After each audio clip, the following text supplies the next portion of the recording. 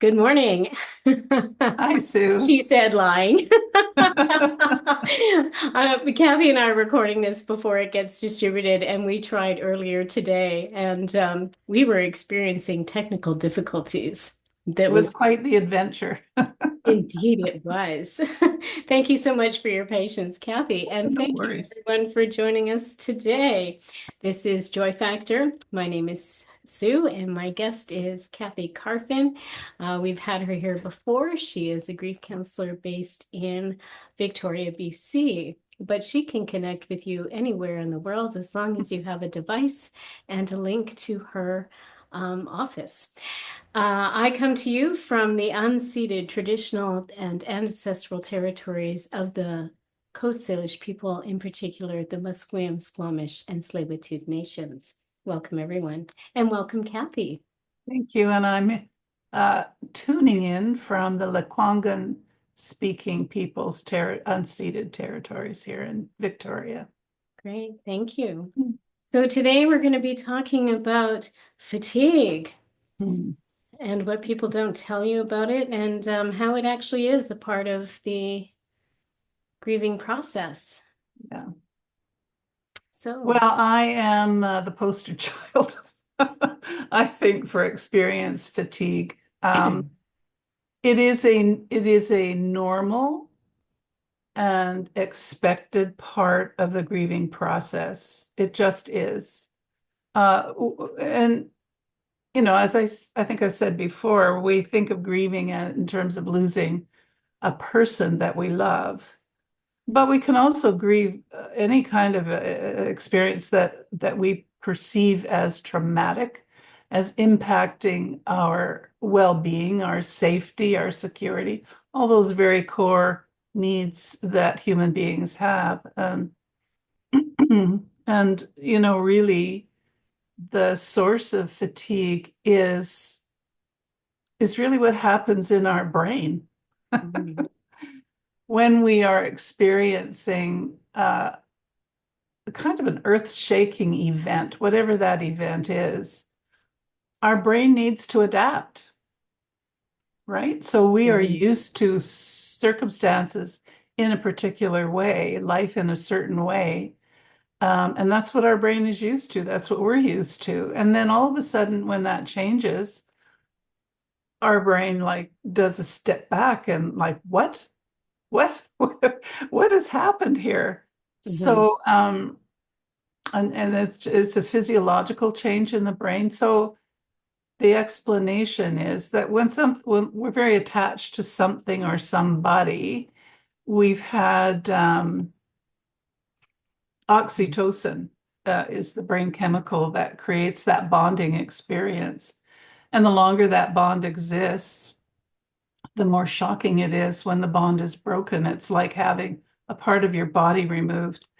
When I was widowed, a couple of people asked me, what's it like to be a widow? And I said, honestly, it's like having a leg removed. It's like, that might sound a little bit shocking, but for me, that is how it felt. It's like all of a sudden, this whole human being that I was missing a very key, important part. Um, and if you can think about having a part removed all of a sudden, you know that your brain is just going to go into shock. It's just going to be like, it's like I can't believe what had just happened. And so,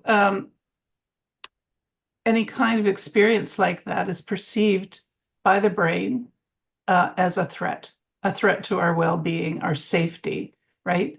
And so now the stress hormones, cortisol, which is the primary one that we know about, start flooding the system. So we're not dealing with oxytocin anymore. We're dealing with cortisol. And cortisol affects sort of fear and memory and emotion parts of the brain, Mhm. as well as our heart and lungs and the visceral parts of our body. The longer it goes on, the more the body gets engaged in that process, right? So those cortisol hormones are flooding the system and they keep flooding the system. And the hormones of well-being, the serotonins and what's the other one? I know you know Uh, it. Yep. uh, Oxytocin. Serotonin and anyway, Um, forgotten. That's okay. They start, yeah, they sort of lose, the body doesn't produce them as much when mm, cortisol is dominant. Yeah, we still have serotonin and the other one, which will come to me. But they're not as strong. They lose their impact for our sense of well-being. And so the longer it goes on, the more the body becomes engaged and the more difficult it is to move out of fatigue. It's the body's engagement in that process, the submission to cortisol that creates this sense of fatigue. mm. The only thing I can think of is or endorphins. Thank you. That is it. Yeah. It's the ones that we get when we go exercise. Yeah, exactly. Yeah. Yeah, yeah. Yeah. The brain just doesn't produce them as much. And Right. also, our normal brain waves change from alpha to theta. Yeah. Alpha, alpha are the sort of, active and engaged, happy ones, and theta are the ones that really deal a lot more with emotion. Mm, So, these are not things that are within our conscious control. They're not. It's that the body has perceived danger, mm, and those danger mechanisms, which are intended to protect us, hmm flood. And, they will dissipate over time for sure. How hmm long it takes just really depends so much on us as individuals, our experience, our life experience, how precious that lost thing was to us, how much we can, you know, see that there's not a remedy really, but a way through the process of loss. Yeah. Yeah. So there's the initial impact is brain fog. Oh, If you've lost somebody, it's like you can't think. wow. I mean, yes, of course we're functional Sure. because we kind of have to be, unless we just are lucky enough to be able to take to our beds and not get up, not get up until we need Just to, gonna kind go to of thing. bed and not interact with the world anymore. Thank you very much.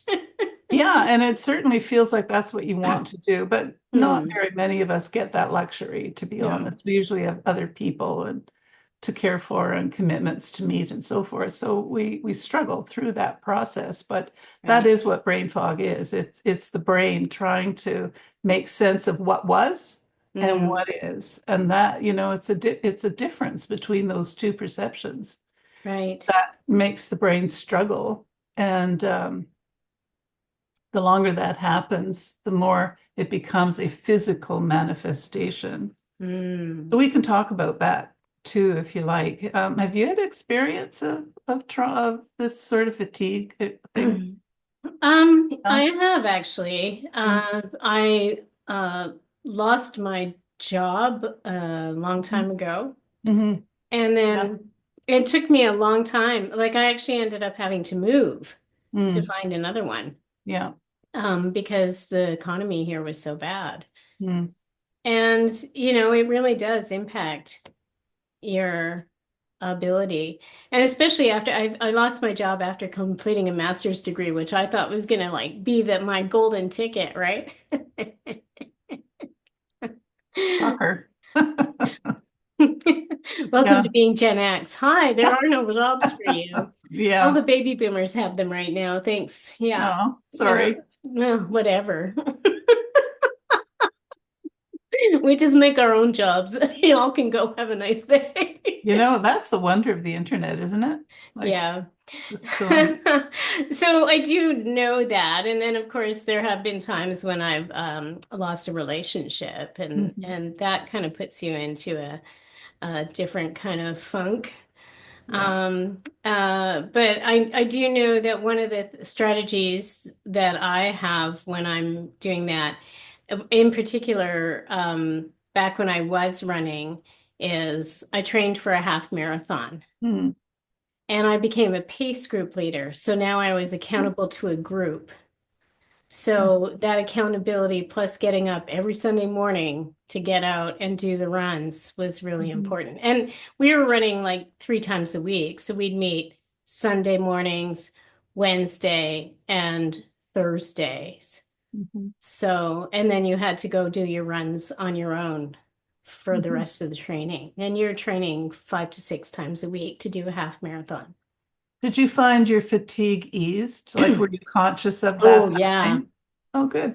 Oh, yeah. Well, because you get all the endorphins from running. Exactly. Yeah. Yeah. I mean, my favorite distance became 12 kilometers for some reason. It was probably because I was the pace group leader for the slower pace group. Hmm. And so we were to do 12 kilometers. We were out for just over an hour. And it was really great. And all the ladies, there were a few men, and they were really cool men. They were older. And one of them used to be a CFL ref. So that No. was fun. He had stories. Oh, yeah. Yeah. It was cool. Anyway, so yeah, like that was that Sunday mornings became I used to call it the Church of the Run because we'd have to get up. And it was really fun because then after we'd go for coffee and have some social time too. So that was really good. Mhm. So you, Sue, hit on a number of remedies, I guess I would say, to this initial hit of the sympathetic nervous system, which is experiencing threat and danger. Mm. Well, that's our body's signal to get out there and fight or flight, right? Yeah. So in your running, you are working off those cortisol hormones and helping your body dissipate that negative impact on your brain and your body. Right. And then you give yourself a shot of endorphins. Ay, ay, ay, it is the remedy if you can do it. Not everybody can do it. No, I couldn't. I couldn't go out and run a half marathon now anymore. I couldn't even do 2 kilometers. I'd have to go back to walking, and then I'd have to retrain all over again because I haven't run. Last time I ran a half marathon was like maybe 10 years ago. Yeah. So if you don't, you lose it if you don't use it. Oh, for sure. Yeah. So I've lost it. And yeah. The thing It's about running as well is you're breathing, right? Mhm. You're circulating oxygen through the system, which helps the system flush out the toxins that are building because of those stress hormones. So it's just such a wonderful thing. Exercise, even if it's just a little bit more than you normally do in your life, helps your body so much Mhm. deal with this trauma. Mhm. But also, so does drinking a lot of water, Mhm. eating properly, which really is just all you have to do is protein, vegetables, and fruit. And if you can't do that, because believe me, when you're in the early stages of a real shock like that, you're lucky to be able to eat it all. Right? But Or if you even plan do, your meals or figure out what and and if you live close by to a fast food place, that's the death. no, no, no. So my recommendation, honestly, is get yourself some protein water because at least then you're getting some protein and you're Mm. not getting sugar. Make yourself a smoothie and sip on it all day long. At least you're Mm. getting something in your body which your body needs to Right. heal, right? Eventually, you'll be able to do more and more things, but those are the real key things. Breathing, deep breathing, not all the time, you get hyperventilated, but deep breathing a few times a day when you think about it, it's like, oh yeah, so helpful. It activates your vagus nerve, which is the calming system in your body. Yeah.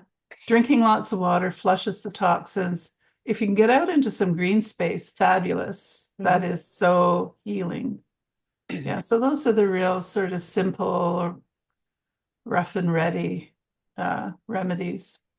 I myself, I think, when my husband died, that was a real watershed experience for me. It really was a huge difference between what life was and what it was going to be.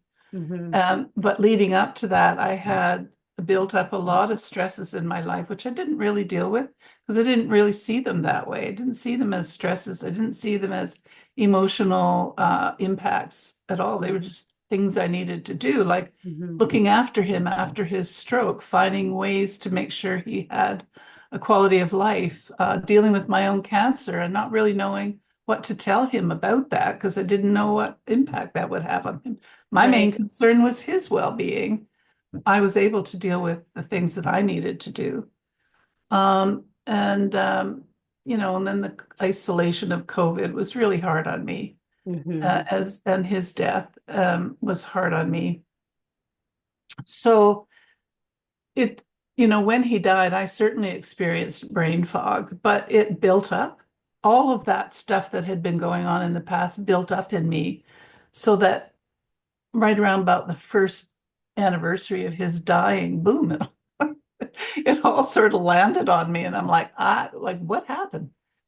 But the fatigue that I felt was partly caused by my chemotherapy and radiation treatment just before he died. Mm-hmm. So my body was physically dealing with really assaults on my nervous system and, Yeah. and a bunch of other systems. And then when he died, then of course I had this flood of cortisol and all the things that it does to me. So it took me, honestly, Sue, a few years living with the fatigue before it finally lifted. And I could almost tell you the day that it lifted. It was that, That was that abrupt. Yeah, wow. yeah. And I have no idea why. Just maybe I hit some sort of threshold of endorphins. I don't know. Your body said, you know what, too much. We're over this. Yeah, I think that might have been it. I'm But not doing this anymore. Have a my nice day, experience cortisol. my experience of fatigue, I don't think the brain fog lasted all that long. I certainly remember when my husband was buried, I don't think I heard a word that the priest said through Mm, that service. I had a friend read a couple of poems that I'd written because I couldn't mm, do it. I just mm, couldn't. So she did that for me. But I kind of, I kind of floated through that whole experience. It wasn't really present, I would say. That's the brain fog part of mhm. things. And fatigue, of course, was the physical part. It's hard to even describe. It's kind of like walking through molasses, walking through water up to your neck. It's like it's hard to move. And the motivation to do things was really a challenge. So when I was on my own after he died, I would maybe say plan 4 or 5 things that I needed to do out of the apartment. Like I needed to go get groceries, I needed to pick up this thing for the apartment, I needed to get, whatever, 4 or 5 different spots I had to go to. I would go and get groceries. I get in my car and I'm like, that's it. I cannot do anything more. I have to go home. Those other things can wait to another day, right? Mm, That's what fatigue is. You do the absolute, not minimum, but you do the things that are most, at least that's how I approached it. I did what was most important, like getting some food in the fridge. right. So I have a little poem that I wrote. Oh, well, please I share. do that Yes. that kind of lays out how I was feeling and how long this went on. Because remember, my husband died in 2019. I wrote Mm, this poem in 2021, and it mm, is a poem from a real experience of mine. okay. Yesterday, I did a laundry. Today, some of it is still spread over the empty side of our king size bed. This bed meant for two that now cradles one. It is high off the floor, this bed of ours. When I step up into it, I feel somehow like a small child, a vague memory of being tucked in, I put stories on the TV to lull me off to sleep. I didn't put the fitted sheet on the bed properly last night. I just sort of spread it out where I would lay.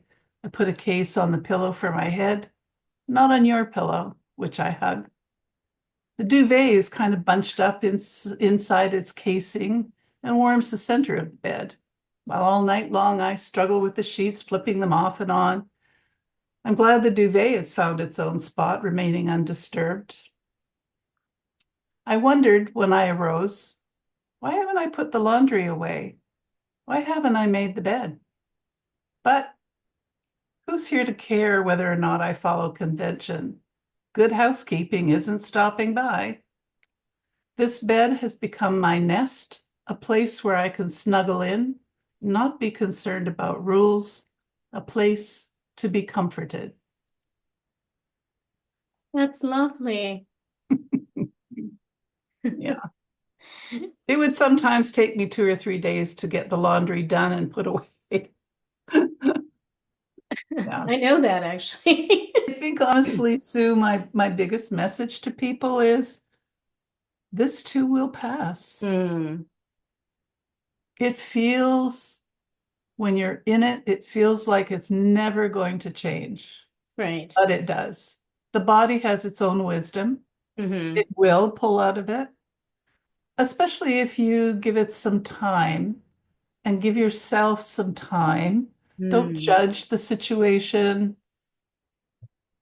You loved this person, or you felt very connected to your job or the home hmm. that maybe you lost. And there are all kinds of things that we lose that we felt very attached to, that Hmm. we really don't want to live. Grief is about love. Yeah.